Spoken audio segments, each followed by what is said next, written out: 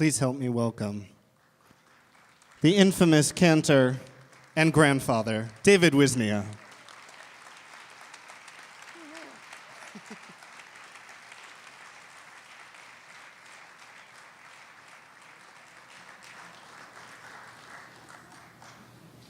That's funny, I almost froze to death that day. It was January 27th. It was very cold that day, and snowing, yes. Freezing, right in Auschwitz. That was a memorial prayer, actually. There were thousands of people. I don't know how in the world, I didn't realize what you did. How did you get that movie out of it? How about that? So while I was in the back of that room, I actually filmed it because we realized at that time, this was about 3 years ago, my grandfather, his whole life and my whole life, has always been a singer, but we didn't have very many recordings of him singing. And so for this very important occasion, we wanted to certainly record it, and I was there. Now, thanks to cell phones, we can record everything. So I took a little video of you. Very interesting, very interesting. My grandson insists, or has insisted right here, that I begin my talk with singing a ditty that I really loved when I first got to the United States in 1946 as a trooper of the 101st Airborne, but that's a separate story. And I was quite impressed with Second Avenue Theater, and especially the tenor Jan Pierce, whom most of you must have heard of, I'm sure. The song that my grandson insists that I sing for you, I learned in 3 languages. Of course, on Second Avenue, I only learned it in English and Yiddish. And you see, most people, ethnicity is very important, and I think it should be. And what you really had is a song dedicated to Mother, a song called Mamala. So I'm going to sing it for you to start with. It'll give you an idea of what made me stay alive and how I stayed alive. Singing is my life. The name is Mamala, Mother Dear. In the 3 languages I'm going to, believe it or not, sing is Yiddish, English, and what I learned right here in Italian. I hope there are some people who understand Italian. The song is Mamala, Mother Dear.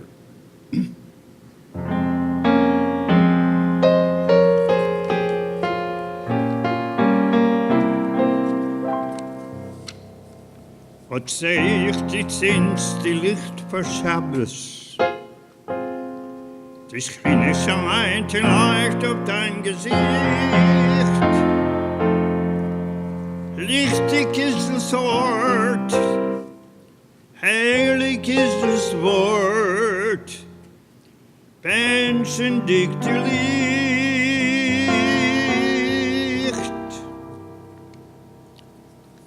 Mamala, Mamala, mit Liebschaft will ich dir noch riefen, Mamala. Tired eyes, wrinkled hands, and a golden heart that always understands. Ich gedenk, wenn du pflegst mich beruhigen, ein Kind von 3 bloß, ich darf dich sehr. Zeig's mir sitzen damals auf dein Schoß. Mit der Kisch aufgewischt jeden Trär.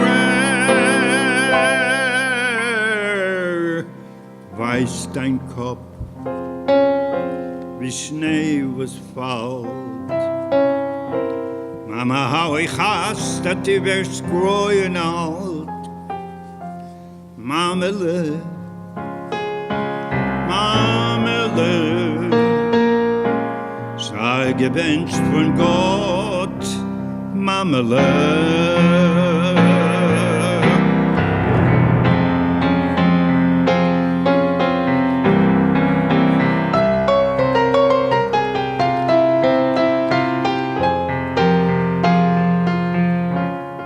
New York School of Music.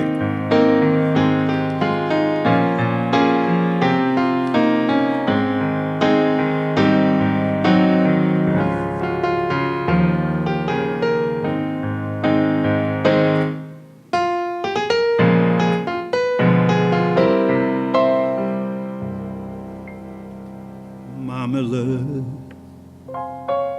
marmalade. Mother dear, I'll always call you Marmalade. Tired eyes, wrinkled hands, and a loving heart that always understands. I remember how you used to comfort me, a little boy of 3, in bygone years. I remember how you took me on your knee. With a kiss, you would dry my tears. Silvery hair, heart of gold. Mama, I hate to see you growing old. Marmalade, Marmalade, may God bless you, dear.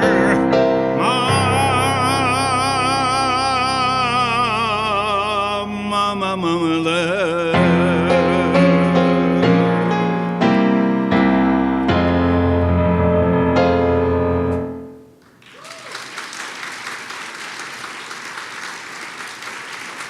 And now the beauty I learned right here in Italian.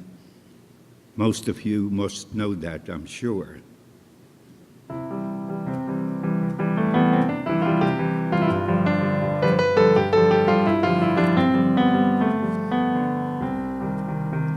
Mamma Sant'Anda felice, perché ritorno da te.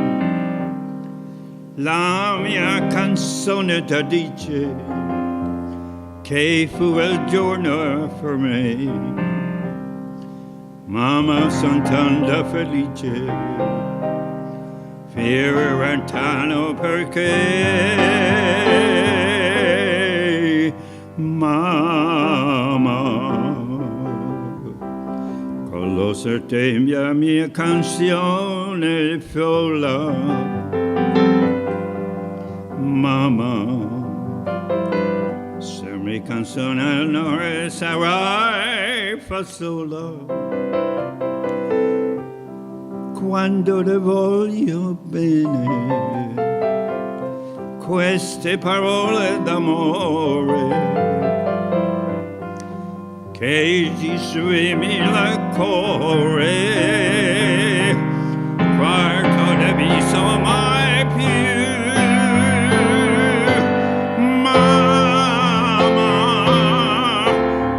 Canzone mia bella sei tu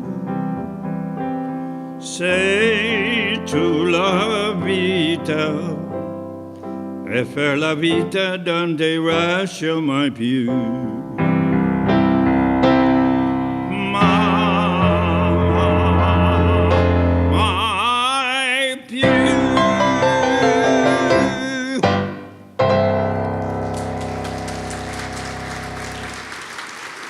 I hope I did it some justice.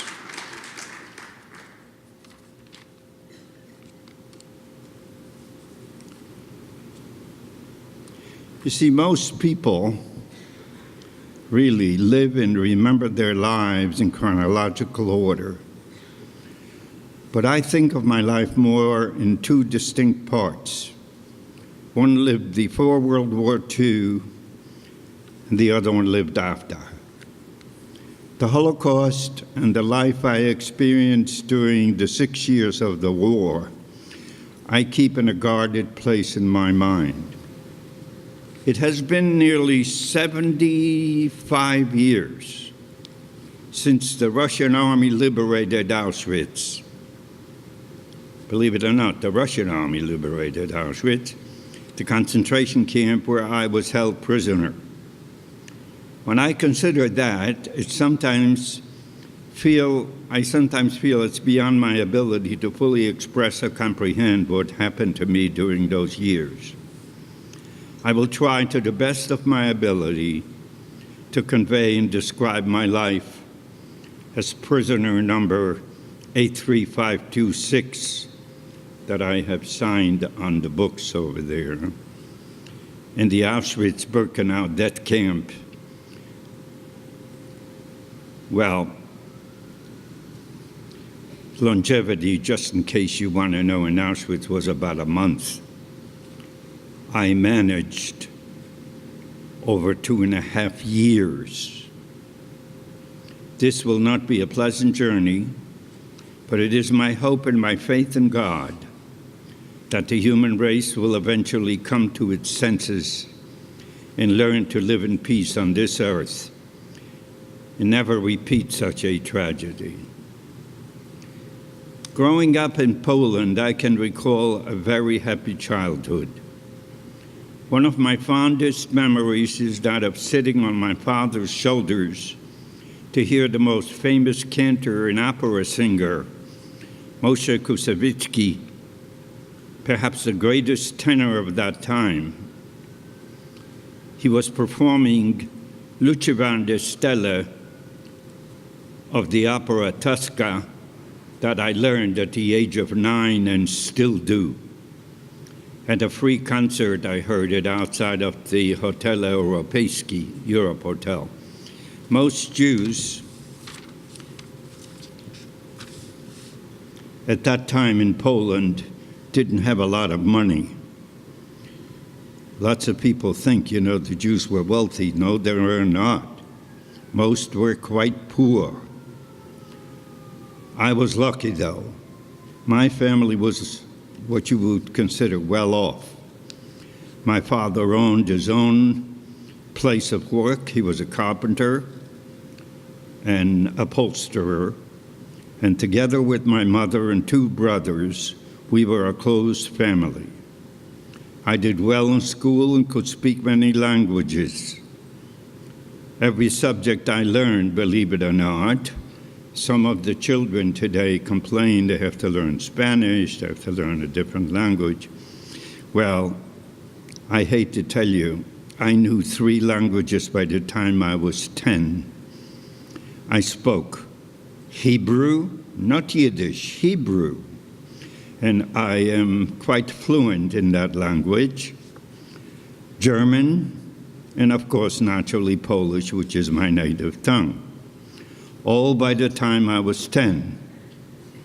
I was a little star, always singing and performing.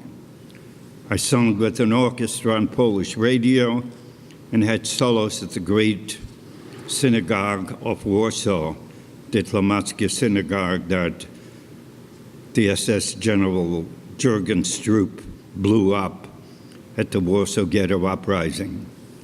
I even ended up meeting the great cantor Kusevitsky, who taught me, and singing in his choir of 80 at the Dignitaries synagogue. My father was convinced I was destined to be the next great opera star. A precocious young man, I always had supporters and fans and girlfriends, or what you might call today, groupies. I'll give you an example of the style of singing of which I was taught. Sorry, you have to be subjected to this, but that's pretty close to opera. In the grand cantorial tradition of Europe, we call it in Hebrew chazanut. So here we go with my most beautiful piece of music, and my grandson, who is a graduate of the New York Music School, he's about the only one who really manages to accompany me well on that piece of music. So here we go.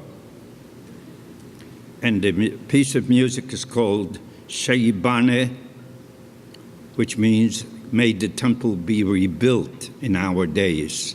I'm talking about the huge temple in Jerusalem.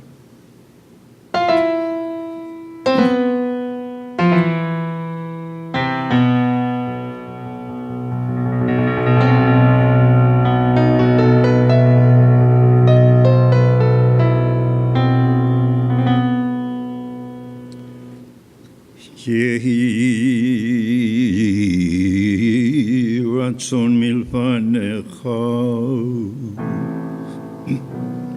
יהי רצון מלפניך, יהי רצון,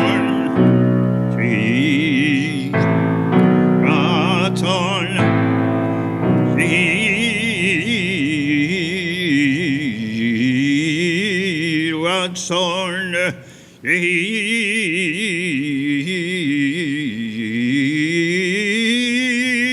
רצון, יהי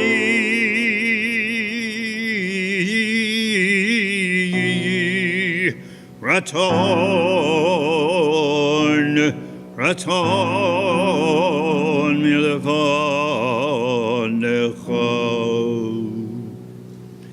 יהי רצון מלפניך, השם אלוקינו,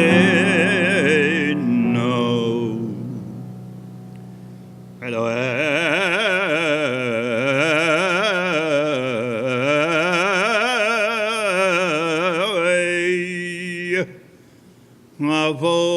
אבותינו.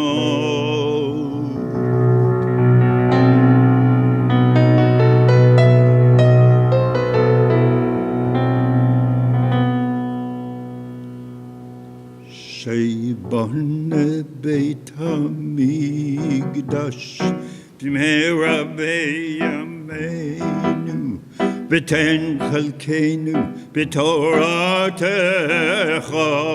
May the temple be rebuilt in our day and give us a chance to be a part of it.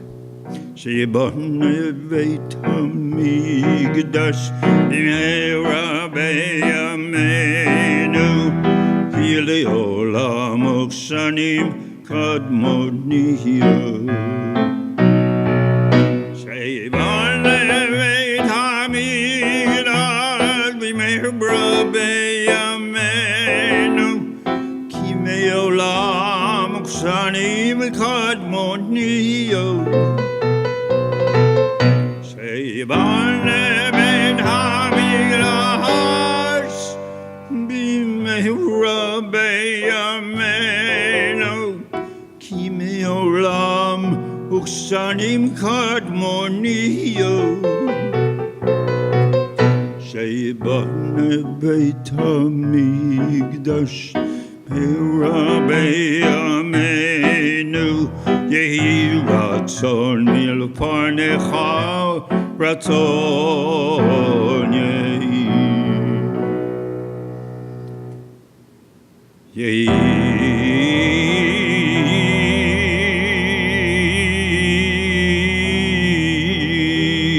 רצון מלפניך, יהי רצון מלפניך, שיבנה בית המקדש Shebane Beit Hamikdash Hobim He Rabbi Yameinu Moveter Chalkeinu Betoratecha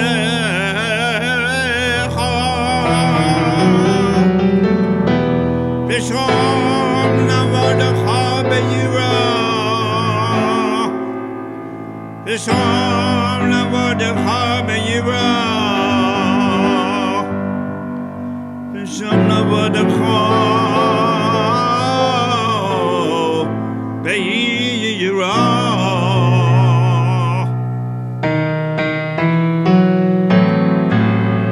Kimi Olam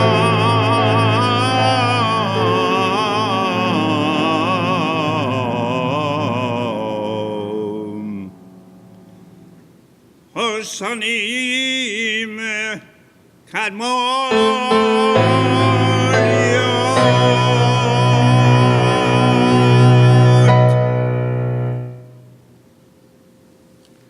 That's what you call a piece of chazanut.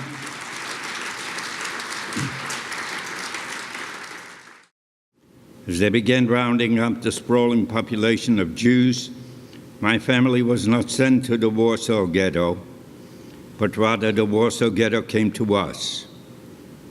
We already lived in an apartment, quite a fancy one, within the area that would become the ghetto. But cramming nearly 70,000 souls into an area of a few city blocks made life very hard, took its toll. My father was able to get a job working outside of the ghetto at the nearby airport. It's called now the Chopin Airport. I remember on a particular morning, my father asked me to go to work in his place. For what reason, I still do not know to this day.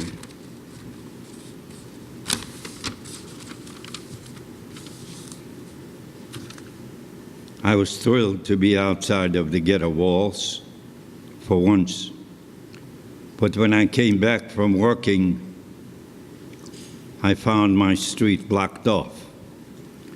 Something had happened while I was away. I was 16 years old the day before when I became an orphan.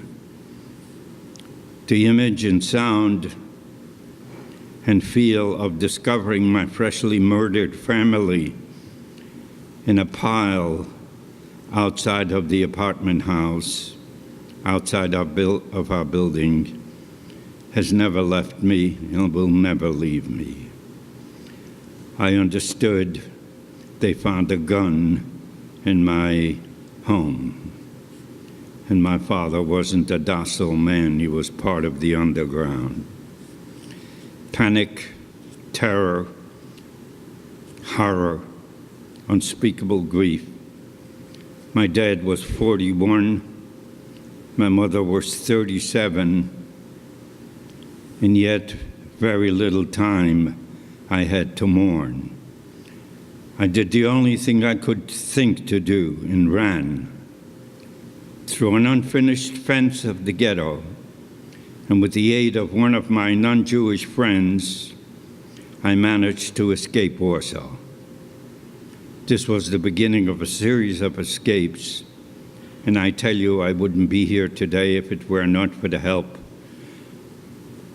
of most of these many non-Jews, what some today call the righteous Gentiles, who risked their lives to harbor me and smuggle me from place to place. I could only hide for so long. In December of 1942, I was finally found without papers and transported from a ghetto in Nowy Dwór to a place called Oświęcim in Polish, but the Germans called it Auschwitz. Of the 1,500 people on the train that brought us to Auschwitz, 580 men were selected to work. Only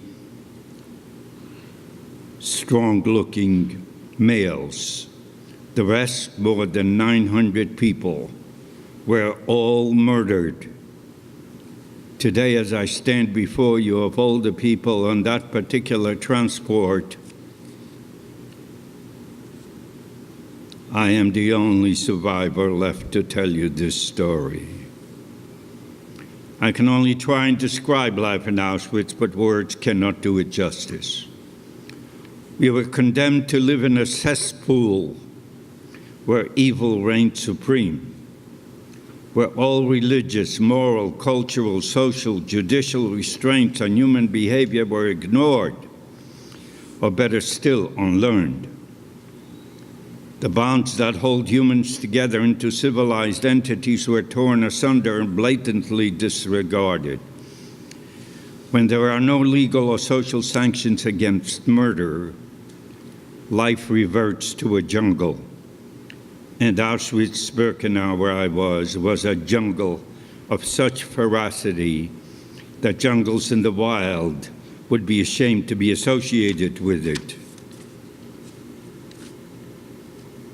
My first job in Auschwitz was to collect the bodies of those who willingly committed suicide by stepping on a tripwire near the perimeter of the camp, or the electrified barbed wire fence that would immediately draw gunfire from the watchtower guards.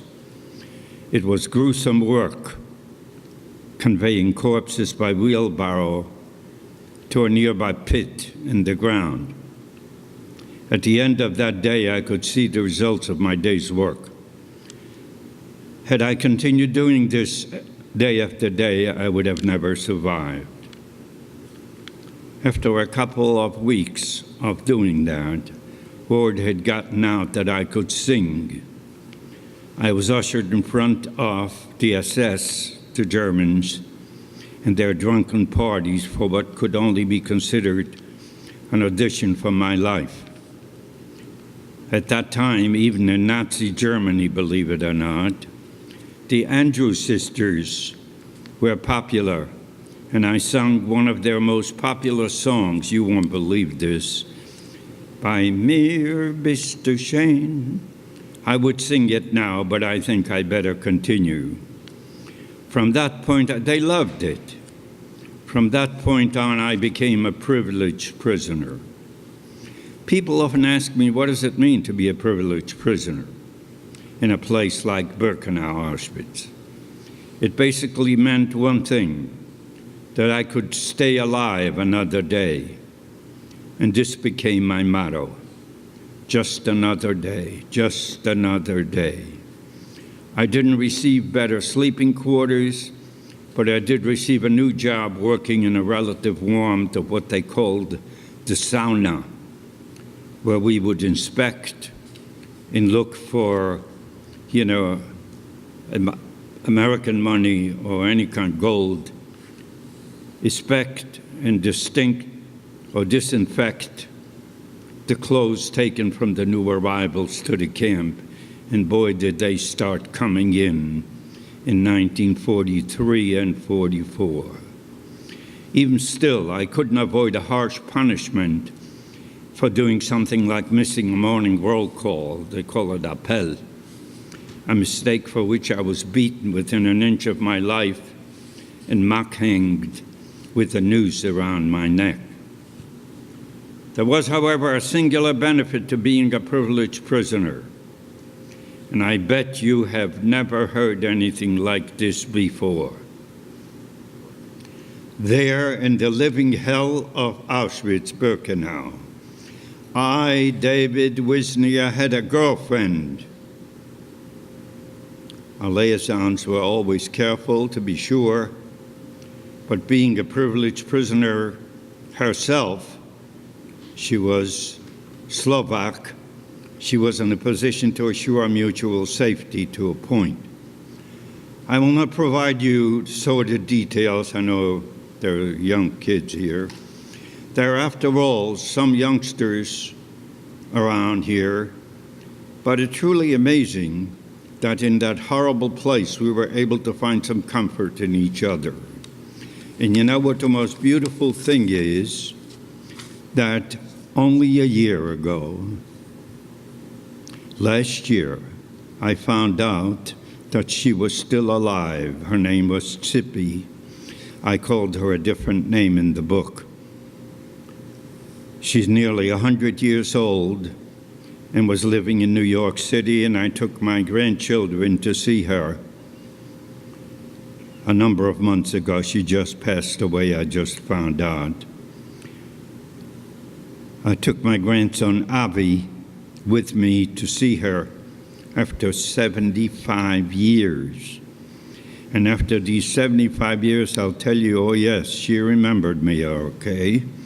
Not only that, but she told me how she saved my life by taking my prisoner number off a transport list that she had access to. Not just once, but she says, I saved your life, and my grandson heard it 5 times. It's very difficult to condense 2.5 years to a few moments, but I can share with you one of my most powerful memories of my time in the camp.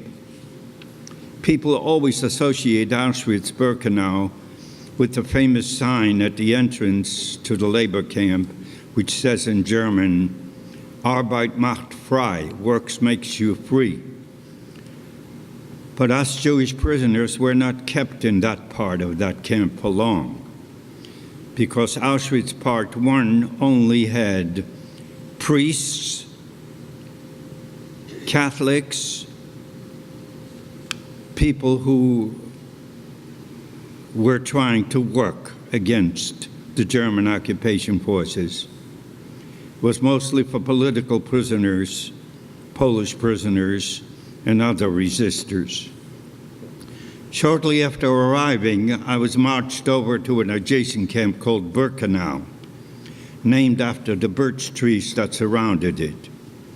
But this was to be nothing more than a death camp. Once we got to Birkenau, the Nazi guards ordered us to remove our clothing.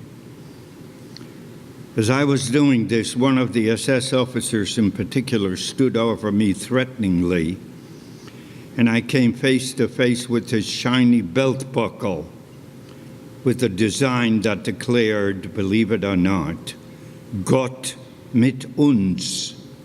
God is with us. That's what it means. I looked at that belt buckle. God is with you, I thought, not my God. I was astonished, and I was furious at that moment. But even more so, I became determined. I became a person with a mission. I was determined to keep living, determined to prove the obscenity of that damn belt buckle. That buckle served as the supreme catalyst, driving my single-minded determination to live just another day, just another day. I was determined to outlive him, and to outlive them all, and to live a worthy and meaningful life, free from that place. I committed to a personal challenge. No matter what it took, I would survive to bear witness. And I am here, standing here before you today, able to proudly affirm, I won that challenge.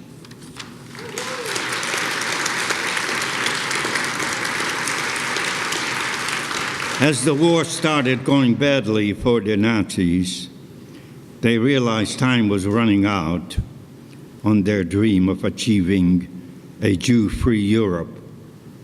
With a newfound sense of urgency, the Germans furiously escalated the pace of the transports.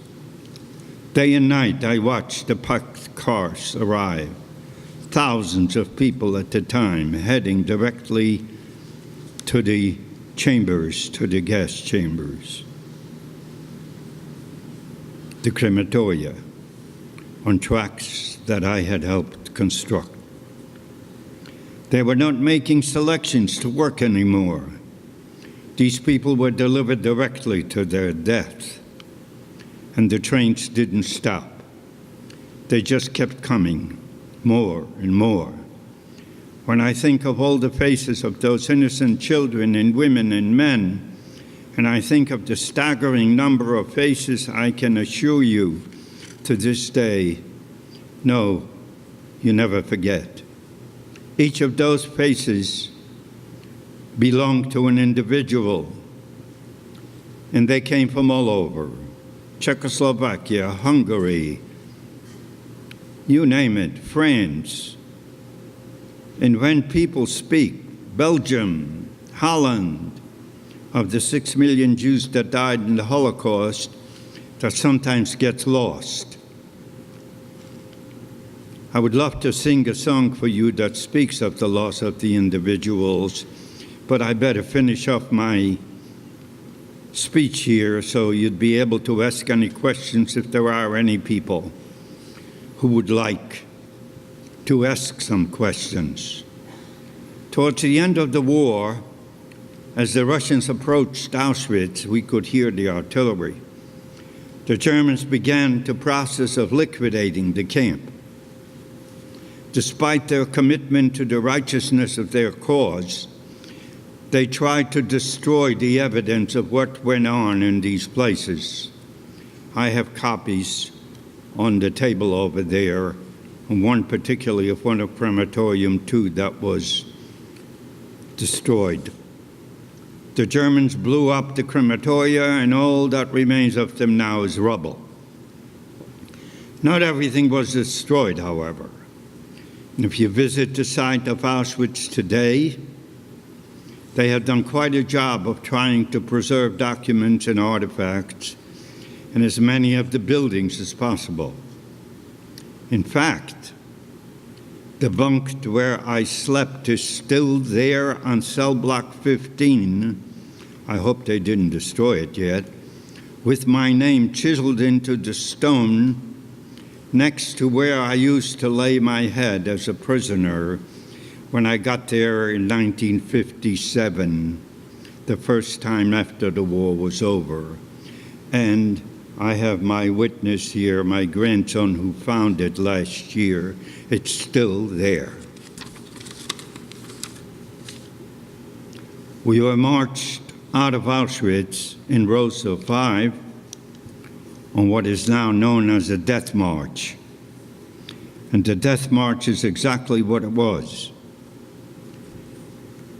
The Nazis wanted as many people as possible to perhaps on the journey. If you didn't march fast enough or if you fell, you were shot immediately. We were headed for Gleiwitz, the large coal depot. We're talking now about the end of 1944. We had another train ride ahead of us back to Germany. A 9-hour train in a freezing rain, open coal cars parked as tightly as possible. That is how I ended up in a German camp called Dachau in Germany. As strange as it may sound, Dachau was no Auschwitz. There would be no singing here, no status, no privilege. Where Auschwitz demanded order, deathly order, Dachau there was chaos. Food was nowhere. Death, disease was everywhere. I immediately knew that I wouldn't last even a few days if I was able to survive, initially because I was able-bodied enough to volunteer for a work detail that involved carrying 50-pound sacks of cement blocks.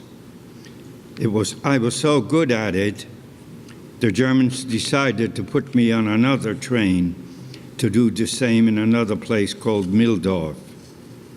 It was during this transport when some Allied planes roared overhead. I didn't know, of course, they were Allied planes, and strafed our train that I was able to make a violent escape. As incredible as my escape now seems for me, what happened next is where the real miracle happened. After my escape, I was totally alone, running through the woods. I found an abandoned barn where I found some old bread, moldy cheese. I ate, slept, and hid during the day. Walked at night towards the fire. I wasn't sure where I was going, but I followed the sounds of gunfire. We're talking now about January, February 1945. Please bear in mind the war was not over until May. After the second night, just as dawn was breaking, I was getting ready to find another place to hide. I heard a great roar off in the distance. I thought maybe it was Soviet artillery. I climbed that small hill to see if I could get a better look. And boy, if I ever prayed, I prayed all right. Dear God, don't let there be a swastika or a black cross on any of these. Almost as far as the eye could see snaked a column of tanks, jeeps, army trucks, but it was too far away to make out the markings. I had no idea whose the tanks were. As I told you, I prayed. If they were German, of course they would catch me and probably shoot me. I prayed with everything I had. As the entourage barreled down the highway, it got close enough to where I could see the outline of stars. I remembered seeing stars on the planes that were strafing our transports in Germany. Red stars, these were Russian. And who cared what color the stars were, as long as it wasn't a swastika. I began running with all my might towards that column. I don't know if any of you people have seen that guy standing in front of the tanks at Tiananmen Square. That's about what happened here. And if you think I'm important standing here in front of you today, well, I tell you, that entire column of jeeps and tanks stopped for me. Imagine in the middle of the morning, a young, dirty kid jumping up in front of an entire army. After a few moments of silence, the lid opened up. This is the funny part of the story. The lid opened up the lead tank, and out popped Captain James L. Walker from South Carolina. Now, my English wasn't very fluent. You know, when you learn the language, what do you learn? You learn dirty words. You know, you learn words, not sentences. Okay? I had never in my life heard anything like that, thick Southern drawl. I couldn't make out one thing he was saying. I looked at the stars in the vehicles. I said, "You Russian?" He tried to tell me he was American. But I didn't want to believe it. We had heard rumors the Germans disguising themselves as American soldiers. After several more failed attempts to communicate, I thought, maybe someone here speaks Polish. So I asked, "Any Polish?" The captain looked at me, then called down the line. "Fred Wilczek, up front." Sergeant Fred Wilczek from Pawtucket, Rhode Island, pulls up to the front line. He started to say some words in Polish, but it was clear his Polish was even worse than my English. So I had another idea. If they're not Germans disguised as Americans, they would have any Yiddish. That's what they call it, not Jewish, Yiddish, because that's the language they speak. So Walker, he looks at me and he calls down the line, Harry Wiener from Tarzana, California, pulls up to the front. Well, his Yiddish was even worse. and the other guy's Polish. But at this point, it seemed to me if they were going to go through all that trouble, they were not going to hurt me.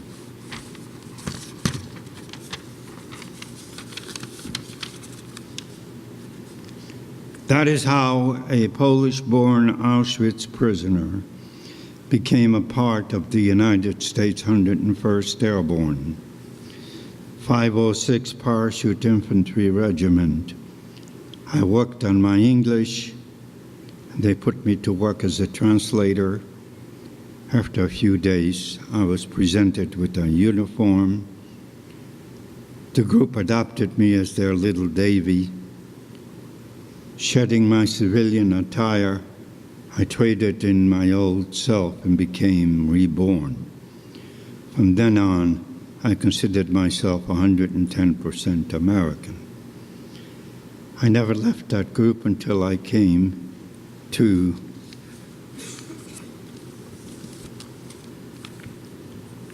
Hoboken, New Jersey. My grandfather was invited to return to Poland after 70 years for the 70th anniversary of the liberation of the Auschwitz concentration camp, where he was held for over 2.5 years. And so he asked me to go with him, and we traveled back together. And we almost traced his steps in the story of his life, flying into Warsaw, where he grew up with his family, where he was held in the Warsaw Ghetto, and then following the train tracks down to Auschwitz for that ceremony. And what's interesting is when you fly into Warsaw today, the capital of Poland, you heard my grandfather mention the central role that that airport actually played in also saving his life that day that he went and traded roles with his father going into work that morning.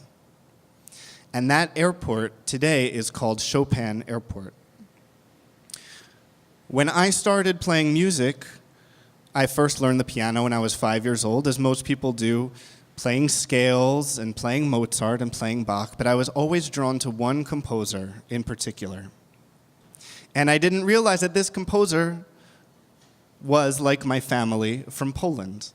It was my favorite composer. And it wasn't until we flew into Chopin Airport that I realized that connection of my favorite composer, Chopin. In fact, to this day, when I call my grandfather's cell phone, that's his ringtone, is Chopin.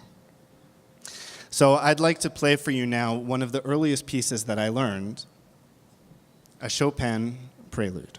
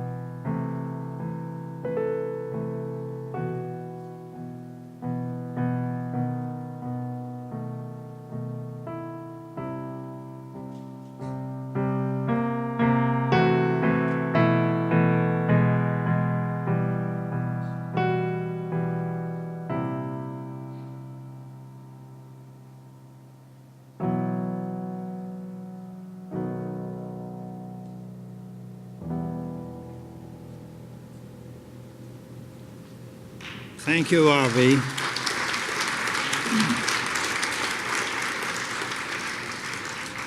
There were moments during the war that to this day it remains very difficult for me to speak of, but I do discuss it in my book, One Voice, Two Lives.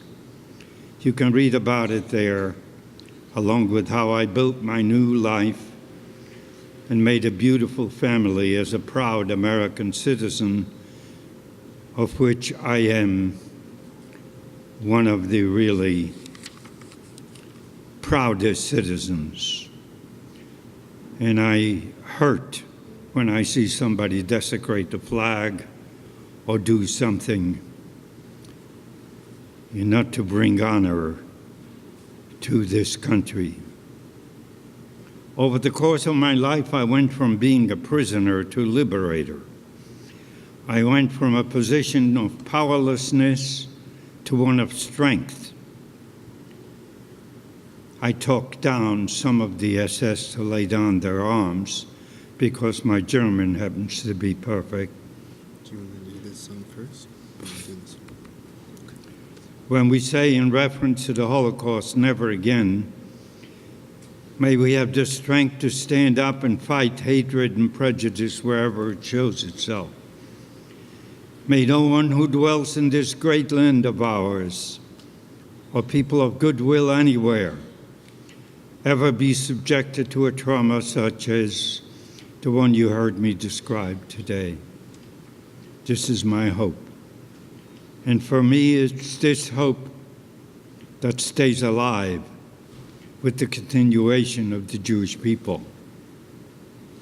In the Torah, in the Bible, our ancestor Jacob is also called Israel. His children are called the children of Israel. With this in mind, I'd like to conclude with a song that asks for the protection of God's people. And if you can come along and sing with me, there are a few words in Hebrew. Our Father in heaven, Avinu, Avinu, our Father, Shebashamayim, that art in heaven, Tzur Yisrael v'goalo, the rock of Israel and its Redeemer. And it's quite easy to do, so if you will join me, here is the refrain.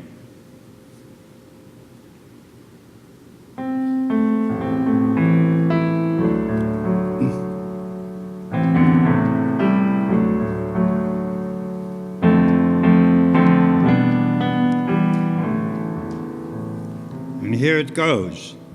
Avinu, Avinu, Sheba Shamayim, Tzur Yisrael begoalo. Come on. Avinu, Avinu, Sheba Shamayim, Tzur Yisrael v'go'alo.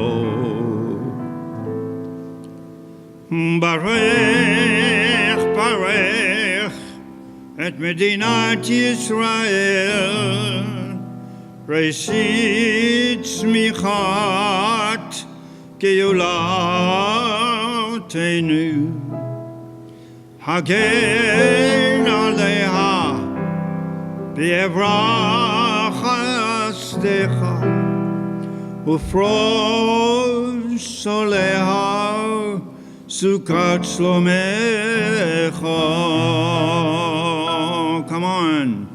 Avinu, Avinu, Sheba Shamayim, Tzur Yisrael v'go'alo. Again.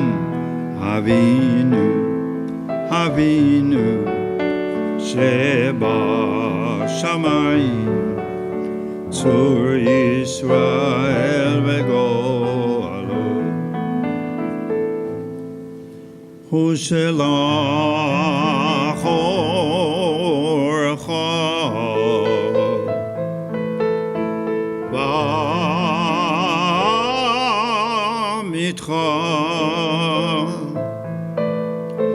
ראשיה, שריה, ויועציה,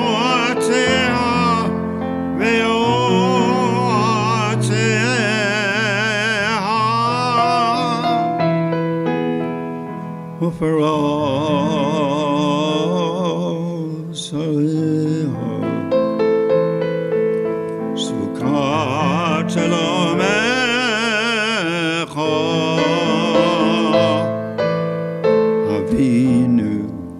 אבינו שבשמיים, צור ישראל וגואלו. Come on everybody. אבינו שבשמיים, צור ישראל וגואלו.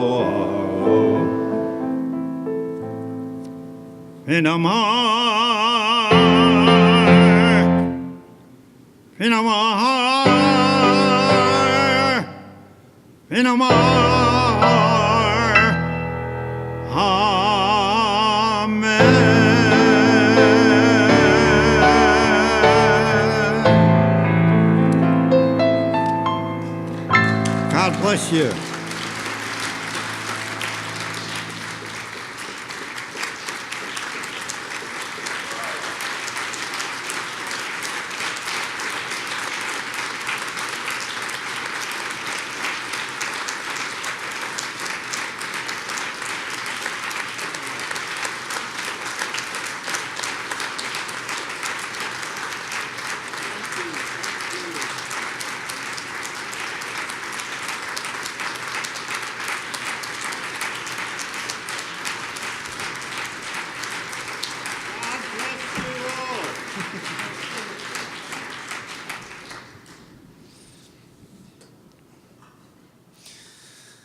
We'll invite David Wisnia back up at the end in a little bit for one last song.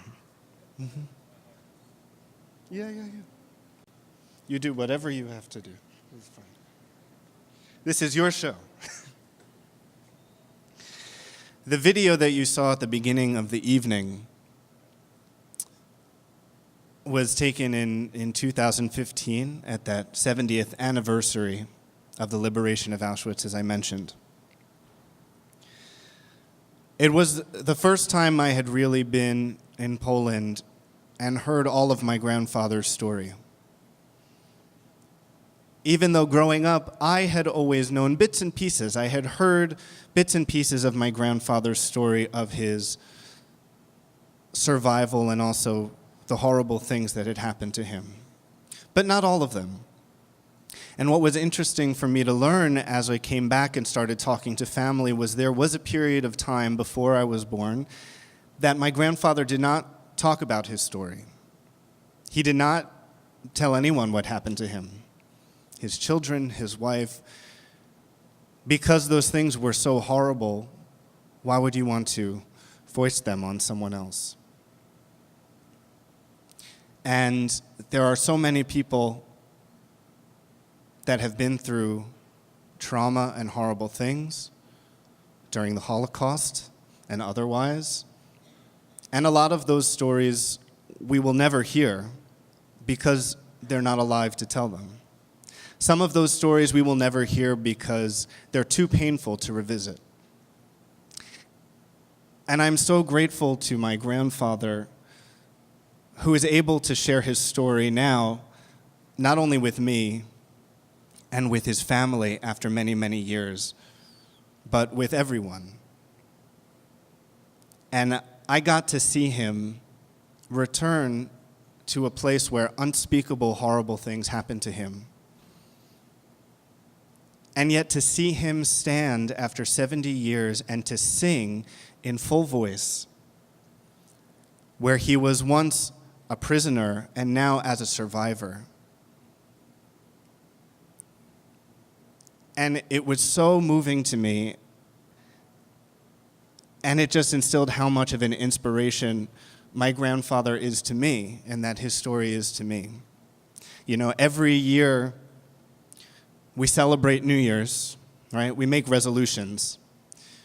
we say we're going to turn things around, we're going to start anew, there are things we want to do in the new year. We make resolutions, right? But I got to see from my grandfather that any day can be the start of a new life. Any day can be the start of a new year. No matter what horrible things you can go through, you can always come through on the other side, if not moving on from what you went through, at least moving forward, carrying it with you. And I learned that from him. While in Auschwitz-Birkenau, I composed a couple of songs. One of them is in Polish. I'll try to give you a little bit of an idea. I don't know if there's anyone here who understands any Polish. But for about 35 years, I was looking for someone to translate it into English. The big problem is Polish does not lend itself, the language itself, to short words, that rhyme. So there's a problem until this kid right here did it about a year ago, and we're going to put it into print. He translated it, and I'm going to sing it for you. And I would like to mention to you that any of you who will get the book, I will be glad to put your name in there and sign it for you. In Polish it goes. Gdy przypominam sobie sławny Oświęcim, czułem się jak w grobie, widząc krematorium dym, błoto wzdłuż i wszerz. This is Polish, by the way. Błotem szyja, błoto nogi też. Apel, Abstand, mitten up, that's German. To słyszałem wciąż. Cały dzień kręciłem się jak wąż.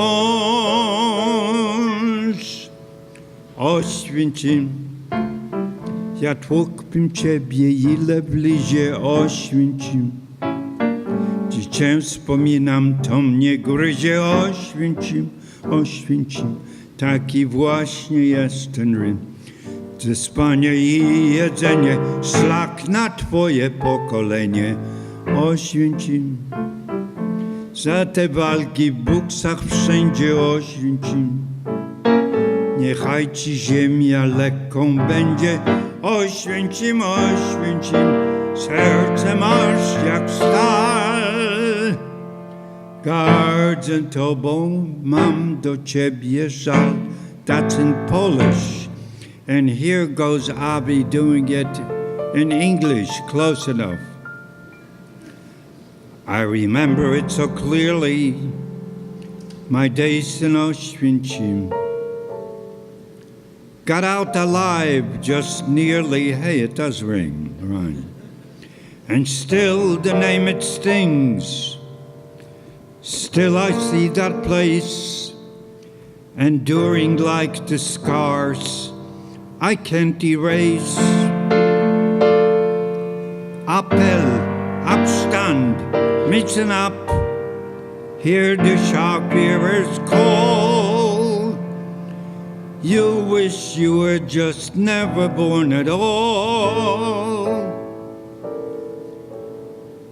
Oświęcim, through pain and sickness, always working, Oświęcim.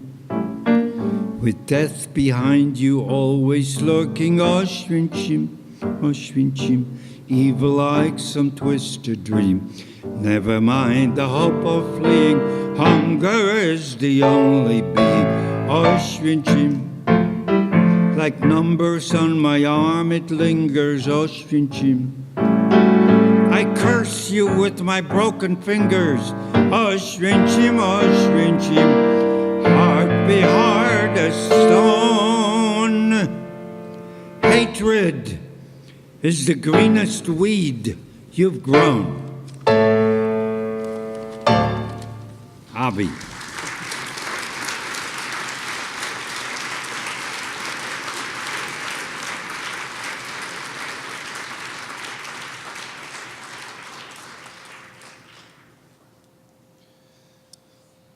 And there are many things I've learned from my grandfather in hearing his stories and traveling with him and exchanging music. And it's this music that he's passed along to me that I'm so happy to get to share with you today.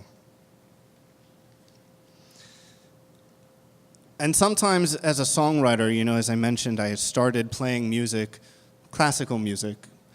And as I grew up, of course, I was very influenced by the music that I heard around me. My father, his eldest son, is a rabbi.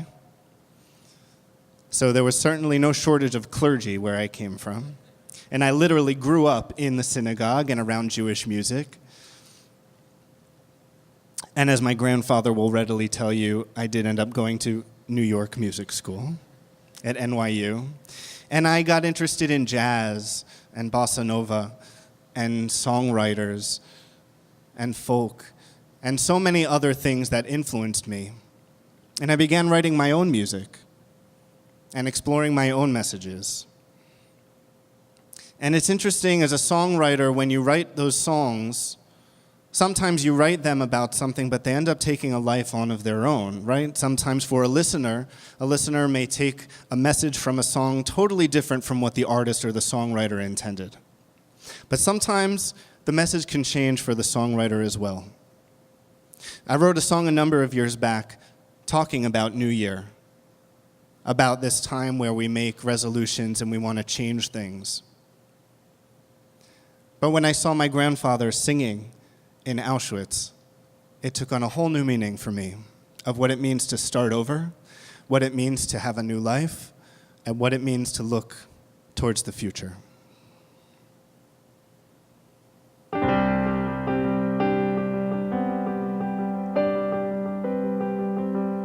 This is a new year. This is a new year. This is a new year. This is a new